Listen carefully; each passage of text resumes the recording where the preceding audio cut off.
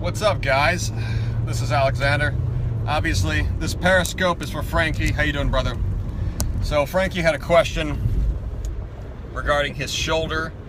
He had a labrum issue. He had a cyst removed from his shoulder labrum. So the labrum is basically just, let's just be overly simplistic and say your labrum is part of your rotator cuff. So he had a cyst removed from his rotator cuff, and he is unsure now how to be training. And prior to having the surgery, he was just doing push-ups and chin-ups, according to him. So shoulder training and shoulder health. I'm going to make this hopefully useful for everybody.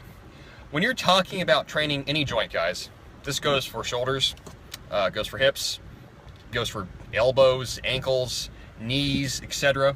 Any joint, you have to train the joint through its complete functional range of motion if you want to have healthy joint functionality. So basically meaning you need to train the joint through all of its possible ranges of movement, all of its lines of movement. I talked about this in my best exercise guide on Gumroad, where I just listed it out for every muscle group that if you're going to train shoulders, you need to have your shoulders strong in 1, 2, 3, 4 different directions. If you're going to train chest, you need to have your chest strong in 3 different directions of movement. If you're going to train hamstrings and glutes, you need to have your glutes and hamstrings strong in about 2, arguably 3 directions of movement. This applies to every single joint in the body. When you look at, let's say, someone that's very muscular, like a bodybuilder, and you're marveling at, wow, like look at every muscle's defined and built. A good bodybuilder that knows what they're doing, they will develop their muscles in such a way that their muscular functionality is maximized. So a good bodybuilder, and I don't mean a guy necessarily that's a steroid freak that weighs 290 pounds, but a good, let's say, natural bodybuilder, if they train properly, they should improve their overall athleticism, flexibility, and mobility because they've trained their joints in a healthy, balanced manner. That's what it means to train balance, essentially. I talked about this in an older podcast, but when people talk, when people talk about muscular balance, or you see an aesthetic-looking athlete, let's say like a wide receiver, that kind of athlete where they're kind of a combo of power and speed and agility, quickness. The reason they look the way they look, aside from the genetic factor, is that if they've trained themselves properly, they've developed their body in a very broad range of movement capacities, and it shows up in their muscle. Where there is muscle, there is movement. General heuristic you can follow. General heuristic, double affirmative right there. But heuristic you can follow. Where there is muscle, there is movement. For something like the shoulder, if you have complete shoulder development and you have healthy shoulder function, you should have development of your anterior deltoid, posterior deltoid, medial deltoid. You should have development of your upper, middle, and lower trapezius. You should have muscular development of the teres major and minor. You should have muscular development of the rhomboids. You should have muscular development of the latissimus. All of those muscles comprise the shoulder girdle. So the shoulder, yeah, you can think of your shoulders as just being your delts, but the muscles that affect the functionality of your delts, that's what? That's 1, 2, 3, 4, 7, 8. Yeah, that's over 8 plus major muscles, essentially, that you need to train. So if you want to have healthy shoulders, like I said, you need to be training all those different movement patterns that work those different muscle groups.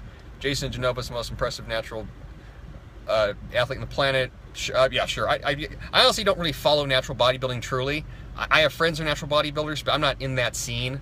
I don't really care about it, to be completely honest with you. I admire the guys for their work ethic, and obviously they're good operative examples of how to really optimize health. But from a standpoint of me being into it, don't really give a fuck. I don't know who Jason Genova is, but if he's a built, impressive-looking guy, like props to him. That takes time, and obviously that shows great perseverance. But anyway, back to the point. So regarding Frankie, speaking to you directly regarding your shoulder, injury, surgery, does the Achilles program emphasize all the shoulder ranges of motion? Yeah, it does. The Achilles program is very pressing centric, so you will not, if you do the Achilles program, you're not going to want to follow it up with another pressing centric program. It's basically, Achilles program is very chest and shoulders heavy for any of you guys that are doing it, and you know that. If you do the program completely, then you'd want to follow that up with a back specialization program that emphasizes back development, and that will balance out all the the pressing you've done over the last few months. But all of the programs, every program I make, I always include a healthy volume of upper back work, specifically for the reason that it creates healthy shoulders. So any program, whether it's legs, arms, etc., they all have back work in them for that reason. But Frankie, speaking to you directly with your shoulder issue, chin-ups and push-ups, it's probably not going to cut it, man. If that's all you were doing, it was entirely possible you might have just gotten an overuse injury where there is a such thing as doing too many push-ups, and there is a such thing as doing too many chin-ups.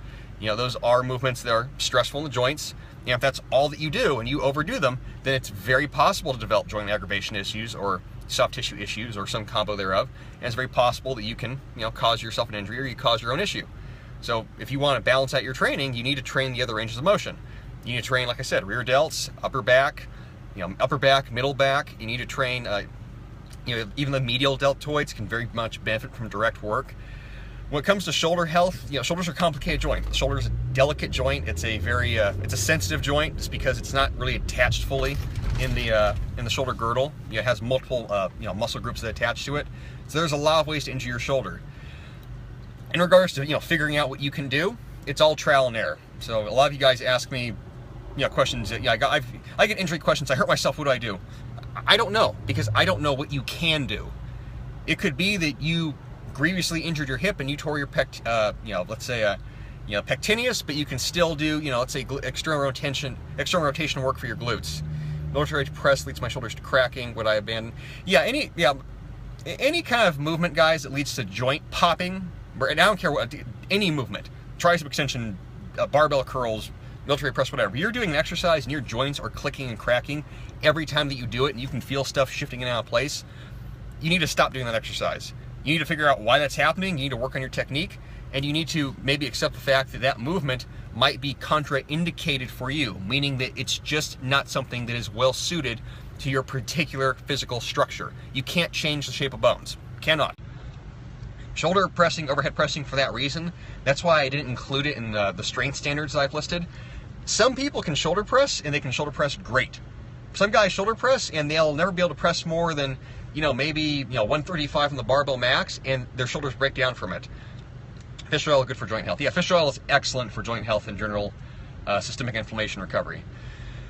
But shoulder pressing, that's all I said. For that reason, I don't list a strength standard for it. I've personally known very highly accomplished IFBB pro level bodybuilders, massive fucking deltoids, you know, cannon deltoids, you know, deltoids the size of coconuts, you know, shoulders out to here. They don't overhead press.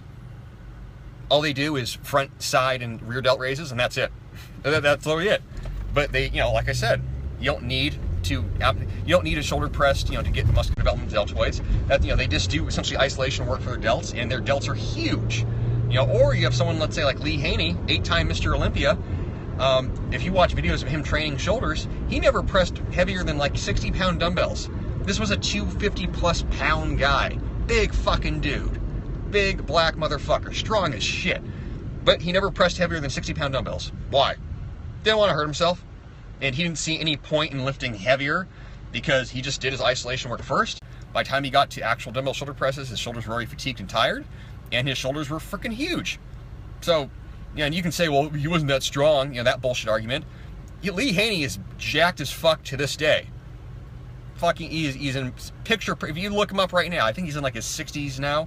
He's an older guy now. He's in phenomenal health. Maybe late 50s. In phenomenal health. Looks amazing. Okay? He has all the muscle mass. And as I've told you guys before, longevity-wise, as you age, as you get older, as the years go by, if you want to stay jacked and tan and looking good, and, you know, and attractive to the opposite sex, strength matters, yes, but what matters, you know, arguably 1% more is that you just keep your muscle mass on your body. When you start losing lean body mass, life goes to hell. You know, gravity, as I always say, gravity will fuck you up. If you are not muscular, gravity is going to have its way with you, and you will be able to do nothing to stop it. Everything in life gets dragged straight down to the earth. So, we jumped around on this one. This one from talking about shoulders, talking about gravity and aging. Any questions, gentlemen?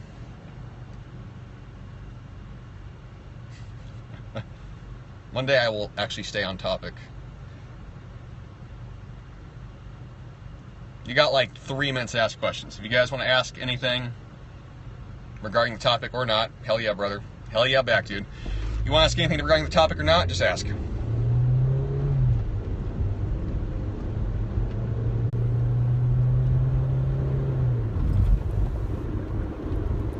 Oh, you know what? Before I answer your questions, recommended resource, John Rusin. Look him up. He has a website. That's my go-to injury guy. Is balanced ab development crucial to preventing issues? Yes. Yes, it is. Yeah, so ab development consists of your rectus abdominis, your obliques, your serratus anterior, your transverse abdominis. So it's not just your six-pack, it's all the muscles that surround your torso, including even the spinal erectors. If you want to have a strong core, you want to have strong abs, you want to have, you know, bulletproof core. I hate that fucking term, but it's so popular. You know, bulletproof abs. You have to train all the muscles that comprise the torso, not just the six-pack. You can train just the six-pack, but you're never going to be that physically powerful, so to speak. How to figure out ideal weight when losing weight in training? There's no way to calculate that, honestly. I guess, yeah, what would be the best way? Look up Casey Butt, C-A-S-E-Y-B-U-T-T, Casey Butt, maximum muscular potential calculator. Type that into Google. Don't fucking at me, where do I find it? Fucking do your Google. Maximum muscular potential, Casey Butt. Type that into Google. He has he's a gentleman, basically like a self-made scientist. He has an online calculator he's developed that if you enter in your joint measurements, I believe it's wrist, knee, ankle, height, it will actually spit you out a very accurate metric of what your ideal muscular body weight would be. So that, I would argue, is your ideal weight. That would be the most, I think, the most accurate way to determine what you should be weighing. You know, keep in mind, though, that calculator is also predicated on the idea that you are lifting weights and training, that you've been doing so for a while. If you're new to the game, then, yeah, it's not going to be maybe so. If you're new to the game, it's going to seem like it's far away. Name, yeah, Casey Butt. Casey Butt, with a C, Casey with a C, B-U-T-T, maximum muscular potential calculator. Thicker hands possible or not? No, not possible. Bone structure. You can increase your wrist circumference to a degree, a slight degree. You can get your hands much more muscular, but if you have, let's say, skinny hands or small hands, you know, I have very thin hands, my hands. Yeah, it's not like I'm going to get my fingers, you know, thicker. Not unless I took maybe a shitload of growth hormone, which that would have some negative health ramifications of it into itself. Yeah, but in regards to getting your hands stronger, just grip training, hand training, arm training, as I often say. You know, much ado is made of grip training. How do I get my grip stronger? Train your biceps, guys. I mean, it is that fucking simple. Train your forearms, train your biceps, do fucking wrist curls, pronated curls, bicep curls. If you do that and you train your arms, you'll have stronger hands, stronger arms. And if you're doing that in combination with, you know, deadlifting, working your back, etc., then yeah, your grip strength will go up. Can I condition my knuckles to become harder? Oh, dude, yeah, dude, that's fucking easy as hell. Knuckle push-ups. Without doing anything else, knuckle push-ups. Start doing knuckle push-ups. Be able to bust those out. That'll get your wrist, hands, bones stronger. You know, if you want to go, you know, hardcore, you get a Michael Wara board, but knuckle push-ups, easiest way to start. Best way to measure body fat? Yeah, DEXA scan. Honestly, guys, body fat's one of those things where I know I talk about it a lot, that you should know your numbers. At the same time, it's not necessarily that important, just because it's hard to calculate, and you don't necessarily need to calculate it truly to get fit. But, you know, that said, if you do want to know, and the, you know, the data, you're going to use it, you know, to your advantage, then yeah, you have to DEXA scan it or hydrostatic. There's no reliable way to test it with just tape measure and, you know, online calculators. It's just too much variety to it, so. God, this parking lot's full. Jesus.